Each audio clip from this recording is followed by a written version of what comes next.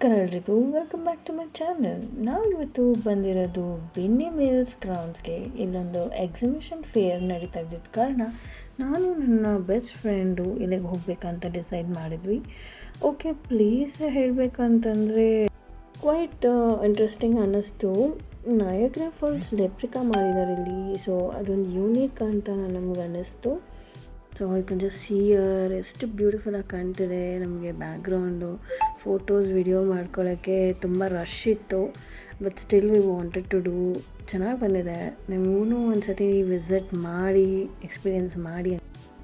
So if you want to experience this waterfall effect in Bangalore, so please to visit ಅಂತ ಹೇಳ್ತಾ, next ಏನಂತಂದರೆ robotic butterfly park ಇತ್ತಿಲ್ಲಿ. So ಮಕ್ಕಳಿಗೆಲ್ಲ ತುಂಬಾ ಇಷ್ಟ ಆಯಿತು, ನಮಗೂ ಅಷ್ಟೇ.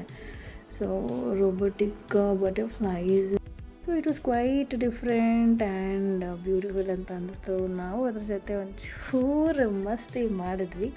ಇವಳು ನನ್ನ ಬೆಸ್ಟ್ ಫ್ರೆಂಡ್ ನವ್ಯ ಅಂತ. ನಾವು ಸುಮಾರು 15 ವರ್ಷಗಳಿಂದ ಫ್ರೆಂಡ್ಸು. ಸೊ ಅವಳು ಮೈಸೂರಿಂದ ಬ್ಯಾಂಗ್ಳೂರು ಬಂದಾಗೆಲ್ಲ ನಾವು ಈ ಥರ ಮೀಟಪ್ಸ್ ಪ್ಲ್ಯಾನ್ ಮಾಡ್ತೀವಿ.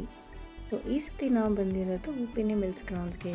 ಸೊ ಶಾಪಿಂಗ್ ಮತ್ತು ಈಟಿಂಗ್ಸ್ ಎಲ್ಲ ಮುಗಿಸ್ಕೊಂಡು ಮಕ್ಳಿಗೂ ಒಂದು ಸ್ವಲ್ಪ ಗೇಮ್ಸ್ ಆಡಿಸಿ ನಾವು ಹೊರಟ್ವಿ.